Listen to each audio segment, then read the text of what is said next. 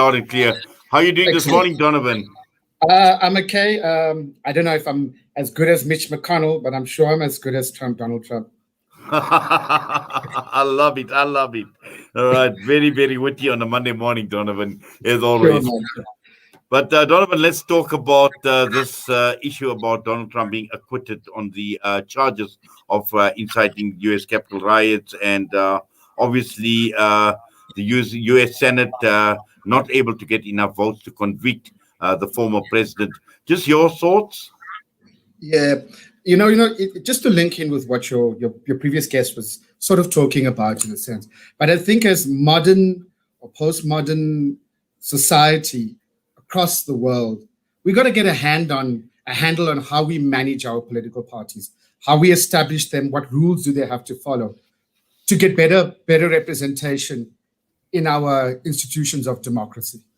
If we don't do that, they become an animal of themselves, and not necessarily representing what society requires, even in the long term, which is an intellectual exercise and not a now exercise or just a populist one. And I thought I should link that because this is also what's happening in the United States and across the world. But on this matter in particular, the February is generally, although now with COVID it's not, it's generally awards month in the United States. You have the Oscars and the Grammys and so forth. And I think the award this time around, the political animal award, should go to Mitch McConnell. He's the winner in this whole matter. He's played his cards definitely around the best. And as I think your guest may know, because it's not my first time I've been on here and so forth, is that this has always been about ensuring the two-party system remains, the Republican Party and the Democrat Party, and ensuring that the Republican Party itself is not taken over by Donald Trump itself, because he had taken over it. And his narcissism or his ego, if we want to use an easier word, meant that he didn't feel accountable to the party leadership, the party elite. So he did what he wanted to do. You've just had so let's be clear. Let me be a little bit more specific. It was about ensuring Donald Trump can't come back again. But did you need an impeachment to do that? You actually don't need an impeachment, and that's what Mitch McConnell says. You can have a censure, which would mean that'll be mainly the Democrats that do it. Yes. So that's the objective. So you don't really need an impeachment, because an impeachment will strengthen the Democrats and really weaken the Republicans. So you want a two-party system is based on having two parties fairly strong, not one party very weak and the other very strong. Then you have Trump and his 74 million voters. If you isolate Trump too much, or not isolate, if you look like you can't stand him, you lose many of those voters as well. So the Republican Party needed to act like they were there defending Donald Trump so that they get many of those votes, they retain many of those voters, whilst at the same time ensure that he doesn't take it over.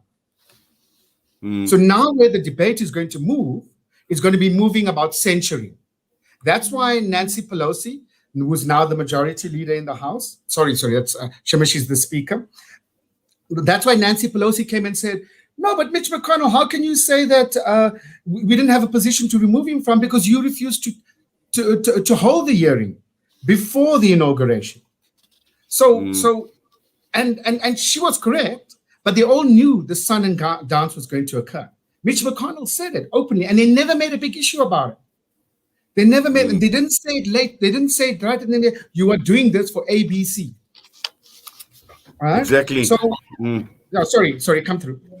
Yes. Now, I think, what is also important to understand is, we've seen this vote, obviously, along party lines. And again, when I was talking to my previous guest as well, with similar scenario that has developed in the ANC as well, where factional politics play a big role. And here, again, it's a question of party politics as well. And irrespective irrespective of what the person does. And we see this total disrespect on the part of leaders in terms of the rule of law. And again, these are the same people, these are the lawmakers who make these laws. And these are the same lawmakers who break the laws as well, Donovan. Yeah, to be fair, because let's not do an othering of political parties. I think let's be fair that you can have a person who works in an ad company and who promotes a particular product, and you will see that person having that product in public, talking about it all the time.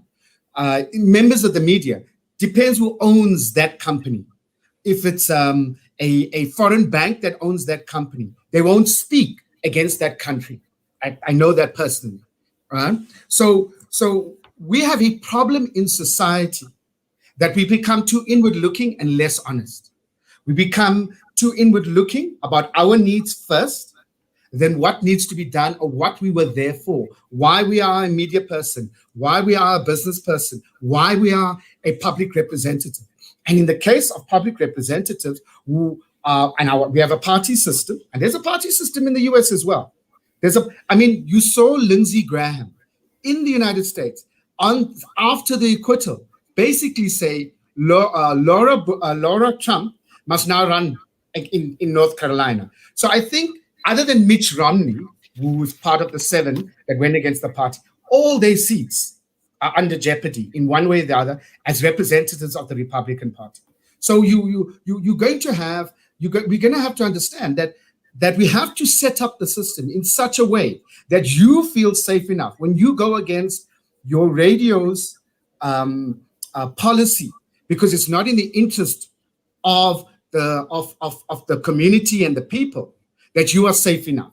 We don't protect whistleblowers. We don't allow people to be transparent, and then we claim foul. So it's our way our society is set up. It's not just political parties. We see it as political parties because they have to be public representatives. So there's a different set of expectations. But going to the US and others. I mean, we saw it in the UK with the Labour Party elite making certain the Labour Party leader doesn't win the election.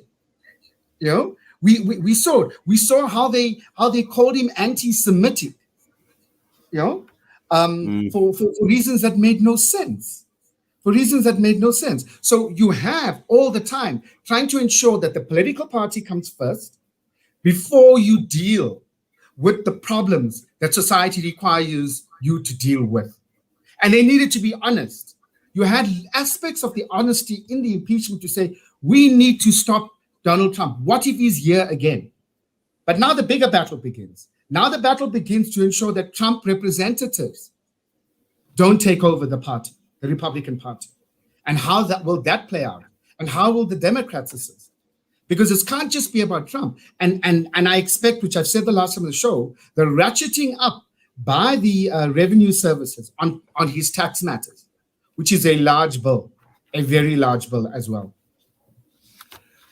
Yes, Donovan.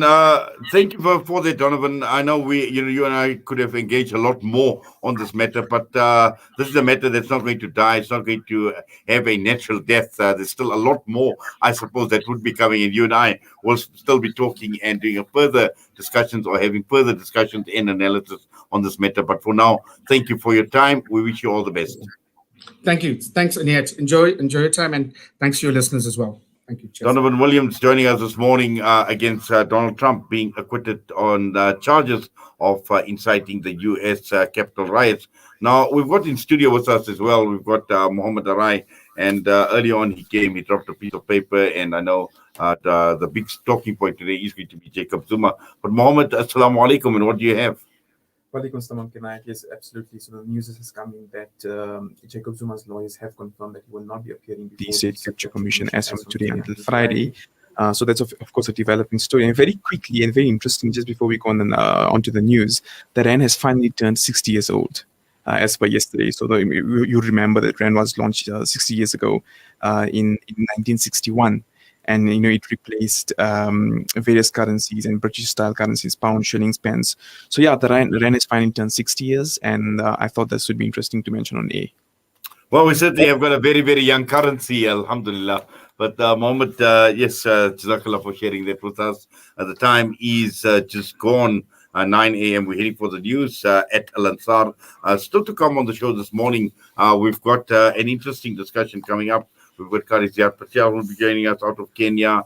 And we also have got our very own presenter, and she is the presenter of Inspired Alternatives on Salam Media, Upper Mariam Mia, and she shares her experience about being admitted to hospital after contracting COVID-19, and also Sure World of Travel this morning. And this is responding to the issue of refunds of Hujjaj, and as far as Sahuk is concerned, in terms of some of the allegations that Sahuk has refused to remove Sure World of Travel from the list of travel operators who are owing money to Hujjaj. So all of that to come in the second half of the show. But right now, we're heading for the news. Stay with us.